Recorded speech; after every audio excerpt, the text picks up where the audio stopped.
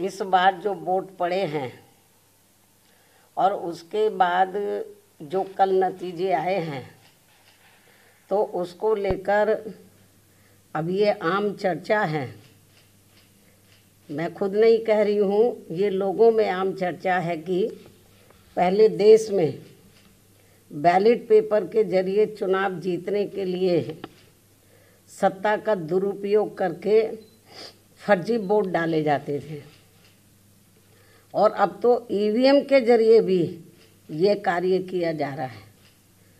जो लोकतंत्र के लिए बड़े दुख व चिंता की बात है। इतना ही नहीं बल्कि देश में लोकसभा व राज्यों में विधानसभा आम चुनाव के साथ साथ खासकर उपचुनावों में तो अब ये कार्य काफ़ी खुलकर किया जा रहा है और ये सब हमें हाल ही में हुए यूपी के उपचुनाव में काफ़ी कुछ देखने के लिए मिला है। और इस बार महाराष्ट्र स्टेट में विधानसभा के हुए आम चुनाव में भी इसको लेकर काफ़ी आवाज़ें उठाई जा रही हैं। ये अपने देश में यह लोकतंत्र के लिए बहुत बड़ी खतरे की घंटी भी है। ऐसी स्थिति में अब हमारी पार्टी ने ये फैसला लिया है कि जब तक देश में फर्जी वोटों को डालने से रोकने के लिए देश के चुनाव आयोग द्वारा कोई सख्त कदम नहीं उठाए जाते हैं तो तब तक हमारी पार्टी देश में खासकर अब कोई भी उपचुनाव नहीं लड़ेगी। मैं उपचुनाव की बात कर रही हूँ, बाई इलेक्शन की। तो तब तक हमारी पार्टी देश में खासकर अब कोई भी उपचुनाव नहीं लड़ेगी। जबकि आम चुनाव में जब जनरल इलेक्शन होते हैं, जबकि आम चुनाव में इस मामले में थोड़ा बचाव जरूर हो जाता है, क्योंकि इनका अर्थात सरकारी मशीनरी का सत्ता परिवर्तन के डर की वजह से जब जनरल इलेक्शन होता है, जो पार्टी पावर में होती है ज़रूरी नहीं है कि वो पार्टी पावर में फिर से लौट के आ जाए, दूसरी पार्टी भी आ सकती है। तो फिर वो जो सरकारी मशीनरी है वो थोड़ा घबराती है। जबकि आम चुनाव में इस मामले में थोड़ा बचाव जरूर हो जाता है, क्योंकि इनका अर्थात सरकारी मशीनरी का सत्ता परिवर्तन के डर की वजह से आम चुनाव में इनका जनता पर कोई ज़्यादा दबाव या डर आदि नहीं होता है, जिसे खास ध्यान में रखकर हमारी पार्टी देश में लोकसभा व राज्यों में विधानसभा के आम चुनाव तथा स्थानीय निकायों के भी चुनाव पूरी तैयारी व दमदारी के साथ लड़ेगी। इसके साथ ही यहाँ मैं ये भी कहना चाहती हूँ कि यूपी में सन 2007 में बीएसपी की अकेले ही पूर्ण बहुमत की सरकार बनने के बाद से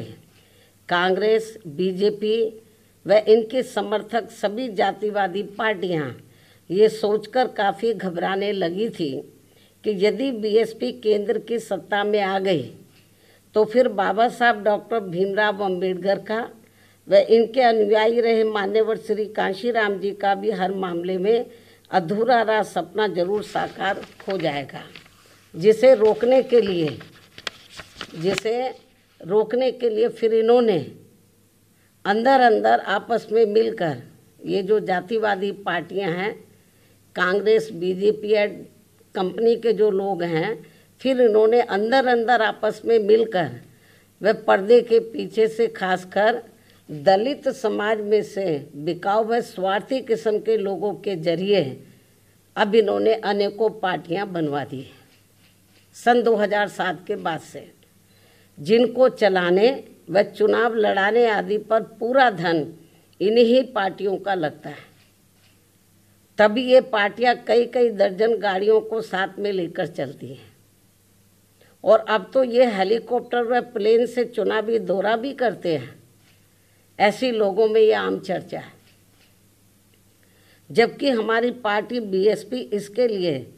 पार्टी के लोगों से बीएसपी सदस्यता आदि के जरिए अपना खर्चा खुद उठाती है। यहाँ ये भी गंभीरता से सोचने की बात है। और इतना ही नहीं, बल्कि फिर ये विरोधी पार्टियां अपने राजनीतिक लाभ के लिए उनके हिसाब से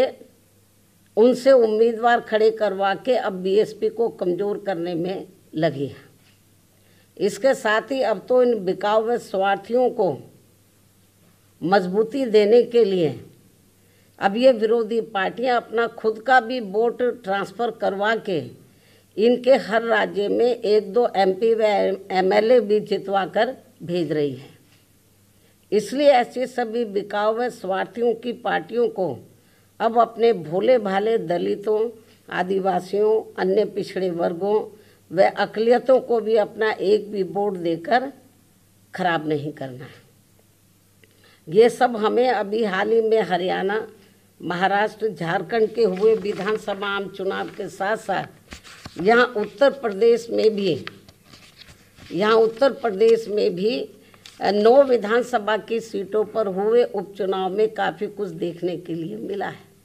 ऐसे में अब इन सभी वर्गों के लोगों को इन्हें जाति, बरादरी, रिश्ते नातों, यार दोस्तों आदि के भी चक्कर में न पड़कर अपना वोट ऐसी किसी भी पार्टी को नहीं देना है, बल्कि अपनी एकमात्र हितैषी पार्टी बीएसपी को ही अपना वोट देना है, जिसकी नीतियों व कार्यशैली को इन्होंने यूपी में, यानी कि जो वीकर सेक्शन के लोग हैं, इन्होंने यूपी में बीएसपी के, वैसे तो सर समाज के लोगों ने आजमाया है, इन्होंने यूपी में बीएसपी के नेतृत्व में 4 बार बनी सरकार में भी काफ़ी कुछ आजमाया है। इसके साथ साथ इन सभी वर्गों के लोग अब पुनः सत्ता में आने के लिए विरोधी पार्टियों की इन सभी साजिशों से हमेशा सावधान रहना है और आपस में भाईचारा पैदा करके अपनी पार्टी बीएसपी को हर मामले में ज़रूर मजबूत बनाना है तथा इनकी इन सभी साजिशों से ये लोग हमेशा सावधान भी रहें।